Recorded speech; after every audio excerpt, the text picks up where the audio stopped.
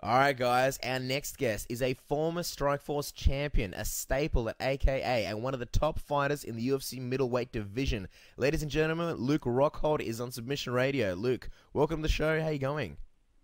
It's going good, boys. I'm just excited to get another fight and get back on the program here soon. Yeah, absolutely. There's a lot we want to ask you. Before we talk about your hopefully upcoming fight, how's the body doing? How's the broken toe? And what have you been up to? Toe is healed. Back on the program. I'm working out a couple of the kinks, but I feel good, man. I'll be start hard. I'm hard sparring for a few weeks now, and I'm gonna get back at it this next week and hopefully find something, get something going. Now, Luke, obviously you're one of Daniel Cormier's main training partners. Has it worked out quite well in terms of timing for you to be able to help Daniel prepare for his fight with Jon Jones? Yeah, that's why I'm hoping to get a fight, because I'm going to have to pretty much put in a training camp myself helping him. I'm pretty much the most like Jon Jones he's going to find. So we're gonna be putting some hard rounds in together like we always do. And, I'm not going to take it easy on him, that's for sure. So I got to make sure we're very competitive people, and I do not want to lose to Daniel.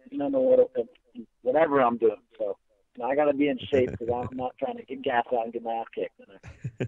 Yeah, from everything we've heard and seen, those are some pretty competitive sparring sessions. Tell us a little bit about mimicking Jon Jones and some of the things you've been doing, to maybe help Daniel, work around that reach. Well, pretty much, when we're walking around the gym, I like to try to poke him in the eyes whenever I can. And, keep him on his toes, get that karate chop walk up, from time to time. He's getting pretty good.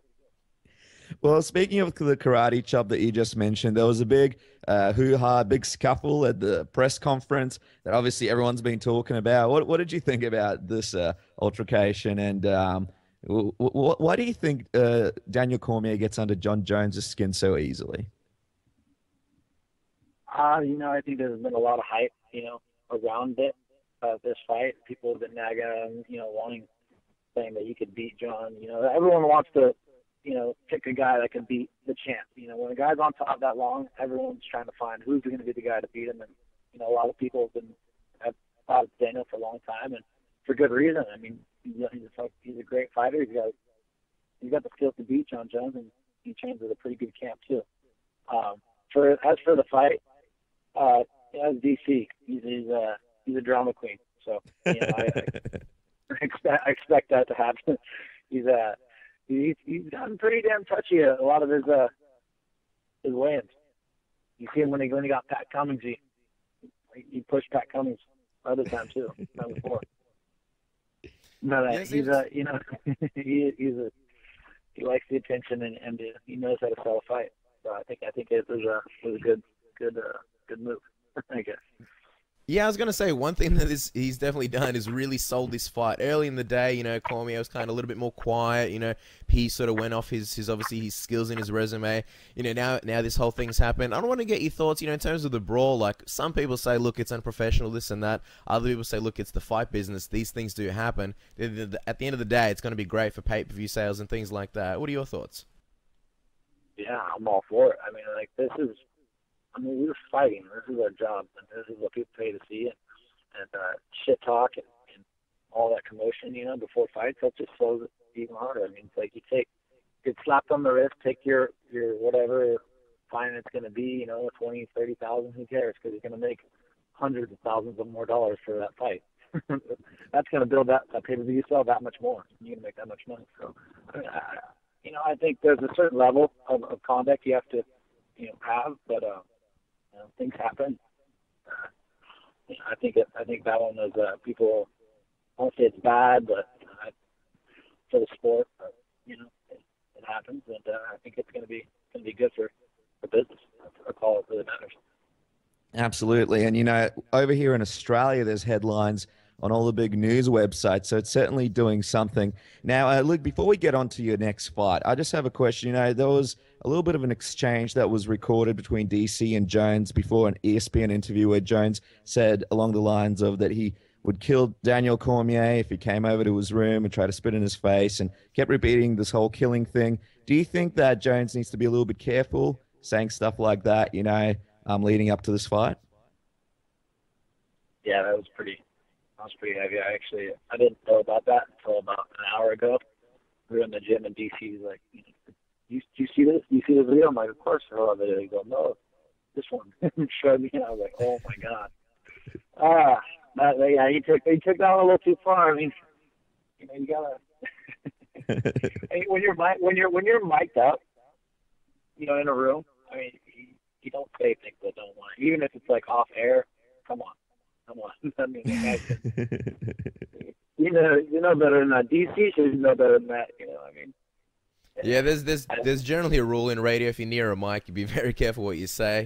They need to start a segment like fighters say the darndest things. But at the end of the day, it's the fight's gonna sell great. But let's talk about your fight. I mean, you have nothing on the horizon just yet in stone, and yet you're always in the headlines. It seems like you have ties to everybody in the middleweight division. Just the other day, former Pride star Wanderlei Silva has been targeting names such as Charles Son of Vitor Belfort, Dan Henderson, and also you, which is an interesting situation because at the moment Wanderlei isn't even licensed to fight. But if he was, would you be interested in a fight with the axe murderer? Oh man, that actually, yeah, he did an interview a while back, and I was just laughing at it. I mean, the guy, he basically ran out the back door for the test, and then, he ran out the door. Is now testing himself in Brazil. Says he's clean, and wants to fight me in Brazil. I was like, what? Does it make sense? I don't know, but I respect Wanderlei as a fighter, but man, that's the sport needs to be cleaned up, and I definitely be into a fight with him in the States. I'm not going back to Brazil. It's just too many shady things going down over there. Well, let's talk about cleaning the sport up. Vitor Belfort was recently licensed to fight Chris Weidman by the commission. There was a little bit of controversy around Belfort about possibly failing tests, about possibly, a lot of controversy around. He did fail a test. That's right. Well, what did you think about that? He failed the test. It is what it is. He failed it. That's right. You said it. So what do you think of the commission licensing Vitor and him getting the next title shot? Do you think that makes sense? Commission can do what they want. It's it's a big sell. So I mean, the UFC is going to make that happen, and I don't know. It seems like the rules are changing. I don't know why, but I'm just I don't get it. I don't get how you get caught for steroids and get a title shot, get a license, and all that. So whatever. I don't know. He looks tiny now. Have you seen him? Yeah. We saw the video. Yeah, we saw the videos of him running at the camera and things like that. Yeah, I mean, he definitely looks a lot smaller. We kind of thought, he's pretty far from the fight, but yeah, it is definitely interesting. And he says that he's low on testosterone and things like that. He said some other things. He said some things, and he called you a playboy. Said that you're still in shock from the kick. He's in shock. What are your thoughts on those comments, and how much more does it make you want to have that rematch with Vitor Belfort? There's nothing I want more than to fight Vitor Belfort. Vitor can talk all he wants. I mean, he's not even on this planet. The guy just nothing makes sense that comes out of his mouth, and his whole life is a lie. So I have fun. Yeah, people want to call me a playboy. I like to enjoy myself. I'm young. I'm single. I'm traveling the world and have a good time. But I handle business when it's time. I just I'm not. Yeah, I want to fight Vitor more than anything. Yeah. And it's a playboy is actually probably one of the best things someone could name you in a trash talk before the fight. I wish people called me playboy. The competitors in radio, but Luke, what do you think? What kind of Vitor do you think we'll see back in the octagon against Chris Weidman? I mean, obviously, we saw the pictures. He didn't look the same in the photos as he used to look. Do you think now that TRT is banned, we'll see a different Vitor Belfort in the octagon? Yeah, no, there's no doubt. He's going to be a lot different fighter. You know, who knows what he's going to be like, but you know, I don't think he's going to have much for Weidman. You know, he's going to be, it looks old. He looks old, and he looks like he's got a chicken neck now, and I don't know. Let's say he's tiny. He looks like, I don't know how he's going to keep the weight on, because I saw him at UFC on Fox, man, the guy looked tiny. Literally looked like a small welterweight. Well, let's say hypothetically he beats Chris Weidman, gets the title. How sweet would it be for you to get that rematch with him, beat him, and win the belt? Would it be like a dream come true for you? That's a perfect world right there. Yeah, it would be. Yeah, it would be awesome, and we would really sell the fight, because there's no one. I mean, there's a couple of people I can talk shit about. I don't really like to talk shit about more, like a lot of people, but there's a few people. There's Bisping and Vitor are definitely my targets, and I would sell the shit out of that fight, and then I would beat the shit out of them too. Well, let's talk about Bisping for a second. You know, Bisping did an interview a day ago where he called you an effing a-hole for calling him out constantly on Twitter. You know, and he went on to say some not so nice things about you. What about Michael is it that makes you want to fight him? And you know, what do you think about Michael lately and his last fight where he didn't look quite as good as he usually does? No, he didn't look that good. You know, I don't really think he's looked that great, you know, in any of his fights. He's got good footwork. He's got a few things that work for him. He's won some decent fights, but I mean, the guy's out of his mind. Like I think he's losing his mind a little bit. I don't know. He's saying that I'm looking for attention and all these things. All I've ever done is respond to Michael Bisping's shit talk. Everything has stemmed from him. Originally claiming he was the unofficial Strikeforce champion, talking about a sparring session we had. Just laughable things, man. The guy's a piece of work. I'm almost starting to feel bad for him.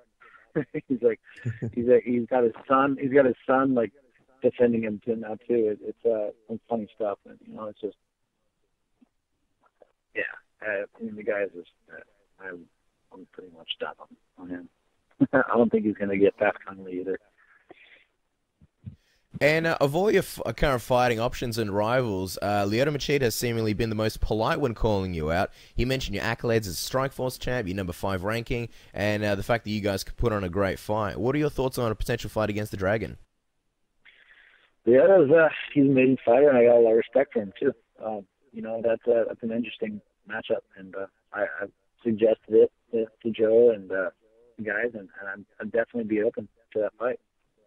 You know, I'd potentially that would be fun, but personally, I think I'd rather fight the winner of Jacare and Mousasi. It's a little more intriguing of a matchup and more of like a solidify as a number 1 contender.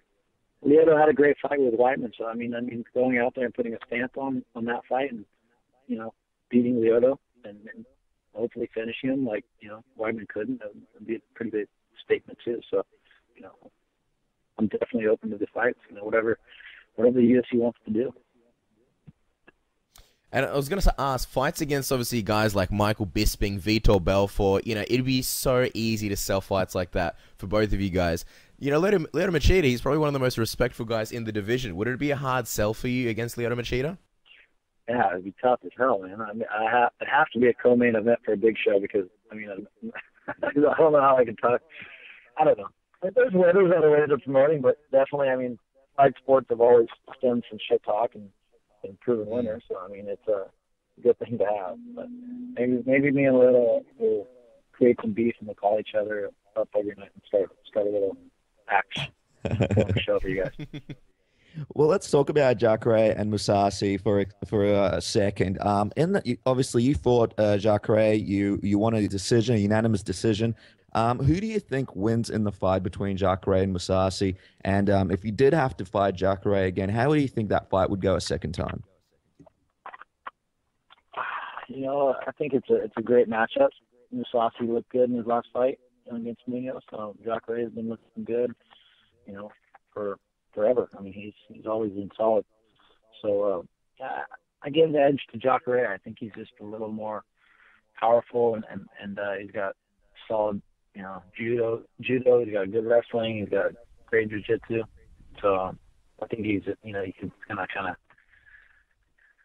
put Gegard where he wants. I think Gegard gets a little too complacent sometimes on his back if he gets there, and we'll see. But I give him an edge, probably like 70-30. Jacare takes that one probably. Interesting. Rematch with Jacare. I think I finished Jacare. I just don't think. I think he's tough, but I think he's just got a lot more confidence in his stand-up and in his right hand, the power he has. I haven't really seen him make huge gains technically. So I was young and nervous, and there's a lot of things going into that fight. I had with him, and I just didn't sit on my punches. I didn't fight it was a good fight, but I got a lot better, and I think I can finish him next time around, no doubt. And we're going to ask you some fan questions in just a second, but just before we do, just compare the Luke Rockhold back in the day that fought Jacare compared to the Luke Rockhold now. What kind of sort of differences are we talking about? Like, if you had to say, oh, look, I'm 100% or 70% different, what kind of difference would it be? Hard. I mean, I've definitely made a lot of gains, since then. I mean, I was just, I think a big thing is for me is I was switching back and forth a lot from Orthodox to Southpaw, and I was mainly Southpaw, but I go to Orthodox and I worked that too much. I think that hurt and took away from my game a little bit, my defense and a little bit, more of my offense. You kind of, like anything in life, you spread yourself too thin. Like, you got to kind of, if you want to be the best at something, do that one thing. And so once I just strictly stuck with Southpaw, I really got my defense got sharper, my offense got better. There's a lot of attacks that, that work from Southpaw position that, don't work for Orthodox. So, I mean, there's a lot of advantages in Southpaw, and that's why I taught myself how to fight that way. I'm actually I'm right-handed, but I'm actually surf and escape goofy foot, so I've always felt more comfortable there, and I just taught myself how to punch and go Southpaw. Well, I was going to say a fellow left-hander, but you taught yourself how to do it. That's even more impressive, and that's a very interesting analysis there. Now, we have some fan questions for you, Luke. I'm going to kick it off here. Sivo would like to know, what's your weight on fight night? So when you fight, what's your weight on fight night? Believe it or not, I'm one of the lighter guys, in the division when we're actually in there, I'd say. Not 200 pounds when I'm walking, 201 maybe. That's exactly what I cut, too. The night before the weigh-ins, I cut 7-8 pounds. Drink and eat a little bit, and then cut another 7 in the morning. And then I put it right back on. So 15, 16 pounds off, 15, 16 pounds right back on. That's interesting, especially with the next question, because you do look like one of the bigger guys. And that 209 wants to know, what are the chances we would ever see you at light heavyweight? How would you fare in a new weight class? And hypothetically, how do you see a fight going between yourself and Jon Jones? I definitely be into it. My goals are all set right here at 85 until I accomplish those. I'm not going anywhere. But I definitely, it's a thought, and I know I can compete with the big guys. Maybe once DC, exits his way out of the division, I'll move in, after my boy gets out and does the dude. Jon Jones is an amazing fighter. I had, opportunity to kind of train with him a little bit at our last fight. We had the same locker room. We kind of just messed around with each other. And the guy he's so creative and gifted, and he's just, he's talented, he's creative, and he's very gifted. He's got a lot of things, that work for him. But, I feel like I can beat anybody, in the world. And I give myself a chance, definitely a good chance at, like I do it against Jon or anybody. But so there's only a couple guys I really wouldn't want to fight. and a couple of them are in my gym. Those are, weight advantages are a bitch sometimes. Kane kind of uses his weight and boys me around, beats crap out of me from time to time. So he's a little big. No matchups with Brock Lesnar anytime soon. Now, Luke, we have what's called the Submission Radio Tap Out Round. It was being rated by GQ Magazine as the top 5 sexiest radio segments in the world. It's basically like a word association where we throw a whole bunch of fun questions at you, and you answer with the first thing that comes to mind. So when you're ready, I'll kick off with the first question. All right, let's get cracking. All right. So what's the strangest thing that has happened to you while surfing? Strangest thing while surfing. Strangest or the worst? Strange, huh? Well, we're very lenient with you. I was in Brazil and a penguin swam up to me. That was pretty weird. Surfing with penguins in Brazil is kind of different. Wow. That's pretty awesome. I guess something happened with the weather and they somehow got lost and migrated in the warm water for some reason. Yeah. Now, your father was a professional basketball player. Now, is Luke Rockhold a Michael Jordan, a Kobe Bryant, or a LeBron James guy? Choose wisely, Luke. Go Kobe. No way. Come on, Luke. You can change your answer to Michael Jordan. Man, I was always a Jordan guy. Truthfully, I was always a Jordan guy. I mean, growing up, I thought I was Michael Jordan. My dad was a professional basketball player. I played on all the AAU teams, all special teams and stuff. So Jordan was the shit, But Jordan's such an asshole, man. I just hear so many bad stories about Jordan. I can't play with him anymore. You know what? I've heard the same stories. That's why I'm happy I'm over here in Australia, so I don't have to meet him, and the dream can continue. He's my wallpaper on my phone, by the way. Okay, now everybody knows. Now, coming from such an athletic family, like you mentioned, your dad was a basketball player. What sport do you think you would have tried to turn professional in if you weren't in MMA or doing surfing so actively? Ping pong. Definitely ping pong. That's definitely a contrast. How are Daniel Cormier's and Cain Velasquez's surfing skills?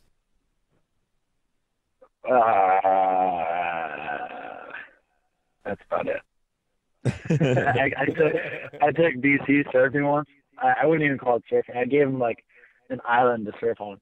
Gave him the biggest stand-up paddleboard you could ever imagine. But he actually was like right after I think like Barnett fight or something, he broke his hand and he actually had like a little cast on his hand. He just broke his hand, and we went out there and managed to get up to his feet for about 2 or 3 seconds. It was like ankle high, maybe a couple knee high, random one. Well, freak set, knee high, freak set, Well, I've got a serious one for you here, Luke. Does Dave Scholler deserve a rematch with Jon Jones? Dave Scholler deserves a rematch? Come on, really? Dave Scholler, he got sent to the undercard, and only the girls on the undercard. we were saying he gets the girls from now on, but then Ronda Rousey would just toss Dave like a little boy. To be fair, she'd pop us like little boys as well, so we can't really. And Mayweather too, apparently. So. Yeah. Now, Luke. Obviously, we'd love to see you down here soon. We've got some beautiful beaches, which I think you'd like. When are we going to be seeing Luke Rockhold come down, visit our beaches, do some surfing, and maybe teach some seminars? That would be awesome, man. I haven't been out there for a long time. We'll see. When's the next UFC out there? Unannounced so far, but we usually get one at least. Apparently one in November. So. That's what the Gossip Girl says, but we'll have to stay on that one. It's pretty good timing, huh? Well, we're going to be pretty much right in summer or just before summer. So, hey, if you're interested, we'd love to have you down for a seminar. Yeah, definitely. I'd be more than interested in going. It's pretty good timing for me. Hopefully I can get a fight right before that so I can come down and enjoy myself, in full Playboy status. Well, guys, you can catch Luke Rockhold on Twitter via @LukeRockhold. We were excited to see what fight gets announced next, Luke. No doubt we'll have you back on the show to discuss your next opponent, and it's been a pleasure having you on the show. Thank you so much, and good luck in preparing Cormier for his big fight with Jones. Thank you much. It's going to be a good one.